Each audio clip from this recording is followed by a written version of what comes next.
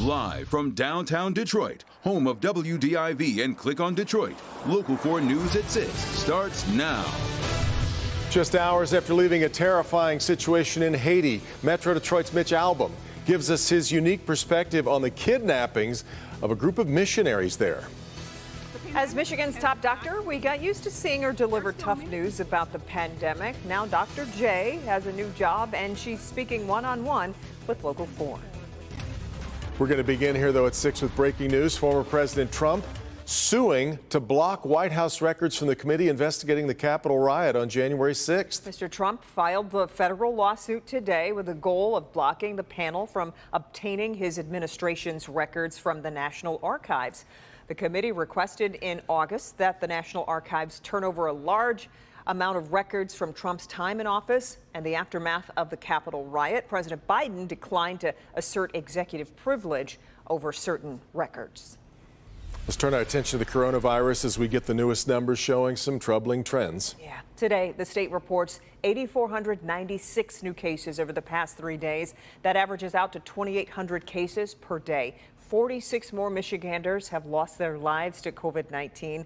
And Michigan is tracking coronavirus outbreaks in schools across this state. There are currently 101 new COVID-19 outbreaks in schools. 25 of those outbreaks are in Macomb County, which has not issued a school mask mandate. Eisenhower High School in Shelby Township has the most cases in the state, with 53. Cases in schools are considered an outbreak when there are 3 or more cases among kids from different households, but cases that may have stemmed from shared exposure on school grounds. For a complete list of the schools that have been impacted, head to clickondetroit.com. Now, it's within this environment of rising school outbreaks that the state is facing a new lawsuit demanding full vaccination and more. Sean Lee is live with what we know so far. Sean, the group that's filing the lawsuit wants Michigan to do basically what California is doing right now.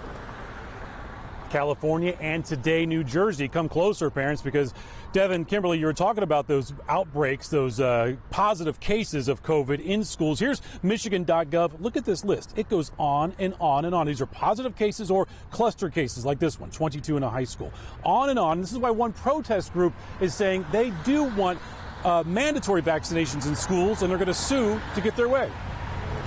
Within the last hour, protest group BAM, by any means necessary, announced its plan to sue the Whitmer administration and Detroit Public Schools Community District, demanding that Michigan follow California by implementing vaccine requirements in all schools, specifically mandatory vaccinations for students, staff, contractors, mandatory masking in all Michigan schools, mandatory COVID-19 testing in all schools, and reinstatement of remote teaching options. We don't want Michigan to turn into another Texas or another Florida, where there is rampant spread of COVID-19, especially the new Delta virus, and without any measures being taken whatsoever to protect public safety and public welfare. BAM says schools are simply not safe with COVID cases mounting. We asked Governor Whitmer for her response to the rising COVID numbers in the state. Her answer, no mandates, get vaccinated. Whether it's a school district with a mask policy or it's a community that has higher vaccination rates, it inures to the benefit of everyone's individual health as well as the collective economy and the collective health. And that's why I think it's so important to continue to educate and let people know these vaccines work. But will the courts have something to say about that? No comment yet from Detroit Public School Community District because this lawsuit has yet to be filed. BAM says it will be filed in the next 2 weeks or so. BAM has sued before on this very similar situation, trying to stop 2020 summer school in Detroit Public Schools. A federal judge there said summer school can continue, but with mandatory testing. We're live tonight. Sean, Local 4, back to you. Definitely more to come on this story. Sean, thanks. Negotiations continue in Haiti after 17 members of an American missionary group are kidnapped by a dangerous street gang. According to a Detroit News report, 5 of the 17 missionaries are from Michigan in Oceana County, including 4 children. The group visiting an orphanage at the time as part of their work for Ohio-based Christian Aid Ministries. Crime occurred just outside the capital of Port-au-Prince. Right now, FBI agents have joined State Department officials in working to secure the release of the missionaries and their families. Now, of course, someone very familiar with missionary work in Haiti is Metro Detroit's Mitch Albom. Since 2010, Mitch's foundation has been a driving force behind the Have Faith Haiti mission there. This is an older photo, but Mitch Albom was in Haiti doing humanitarian work just this past weekend, and during a stop in Florida on his way back home, took the time to share his thoughts with our Priya Man. The plight of Haitians has been making headlines for several weeks. Just last month, there was a protest in downtown Detroit about the treatment of Haitian migrants at the southern border. Detroit's Mitch Albom happened to be in Haiti as this latest crisis started to unfold. You're afraid to be out on the streets right now, and these kidnappings are rampant.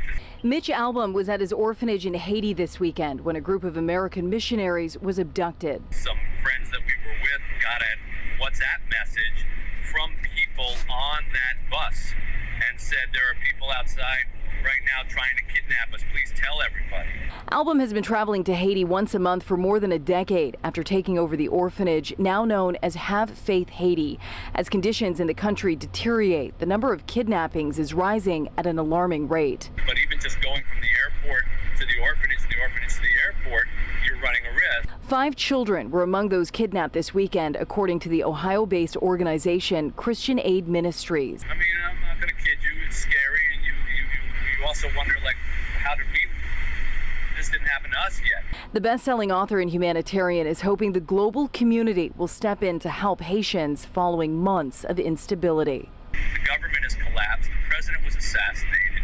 It's just terror on the streets, and they need help from the international community. America should get involved. Albom spoke to Local 4 from Florida on his way back to Detroit.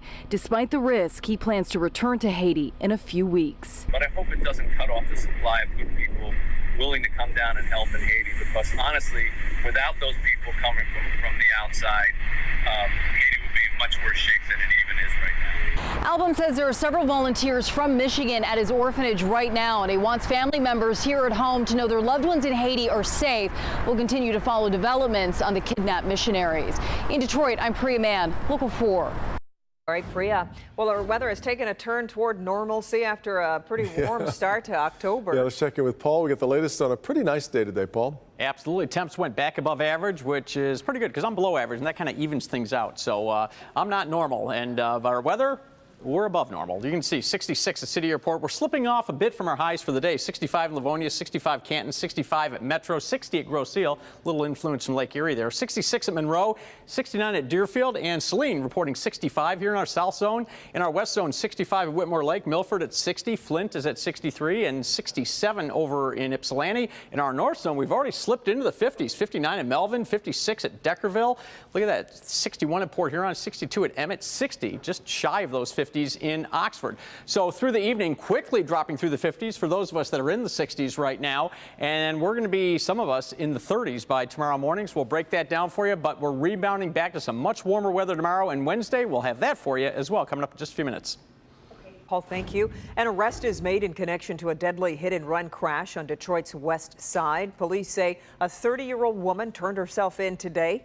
Brittany Jones and Erica Yancey were crossing Schaefer Highway early Saturday morning when a car hit them, and the driver just kept going. Both were killed. The 2 women were both mothers with 7 children between them.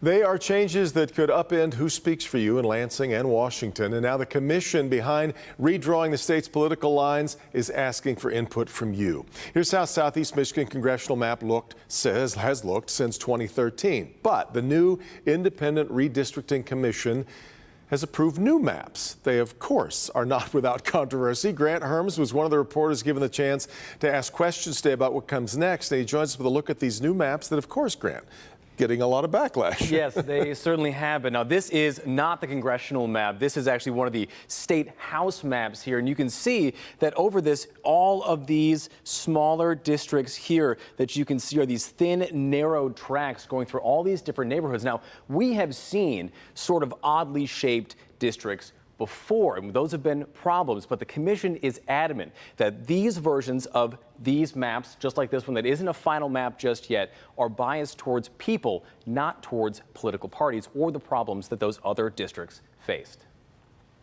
With just weeks before some of Michigan's new maps need to be sent, commissioners in charge of choosing announcing there's still a long way to go. Everyone knows that this mapping process is not easy and that we have to hold a lot of complexity to sort of get to accurate and fair. Redrawing Michigan's districts is a delicate balance of community interests and partisan lines, an attempt to move away from gerrymandered districts with a bias towards one party to a bias towards fairness. We are not gerrymandering. Those shapes, right? I think what I'd like the media to sort of help the public learn is, right, it's not about the shape that makes it gerrymandered. It's the process. That's the key right there, is the intention to give an unfair advantage to someone. That is not what this commission is doing. We are not attempting to give an unfair advantage to anyone. We're actually attempting to do the exact opposite. But the recently approved maps have been roundly criticized for a variety and sometimes opposing reasons. And time is running out to finalize these maps so they can be put on ballots by 2022. We will not shirk our duty to make wholesale changes if needed. We're certainly not taking the position that these maps are done by any stretch of the imagination. So if major changes need to be made, then I think we're ready and willing to make them.